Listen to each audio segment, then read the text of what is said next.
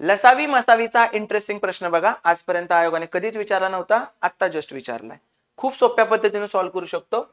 दोन संख्यांचा लसावी हा त्यांच्या मसावीच्या 45 पट आहे. मी जर त्यांचा मसावी h पकडला तर लसावी किती होणार आहे? 45 गुणिले h. डन. जर एक संख्या 125 आहे, त्यांच्या मसावी आणि लसावीची बेरीज दिली 1150. लसावी आणि मसावीची आपली बेरीज किती आहे? 45h आणि h किती झालं रे? 46h. पण ते किती म्हणतायत? ती किती आहे? 1150. याच्यावरून तुम्हाला h मिळेल. 23 दुनी 46, 23 पाचा 15 दर्शे. बे एक बे, बे 25 50.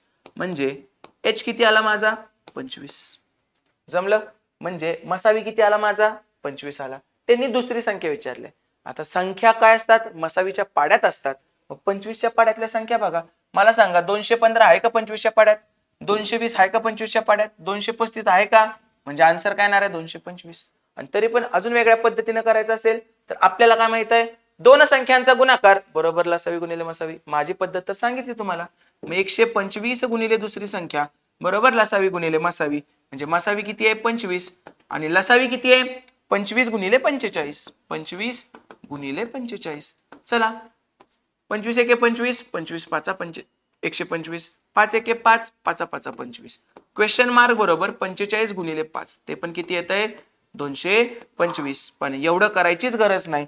इथं एकदा तुम्हाला मसावी कळाला, तुमचं उत्तर काय पाहिजे? मसावीच्या पाड्यात. आणि तशी एकच संख्या आहे, ऑप्शन नंबर 1. तर अशाच गमती जमती, अशाच कन्सेप्ट जर तुम्हाला शिकायच्या असतील तर आपली वन डे रिव्हिजन बॅच नक्की जॉईन करा. तुम्हाला कमी वेळेत जास्त मार्क मिळवण्यासाठी ती उपयोगी ठरणार आहे. Thank you so much. All the very best.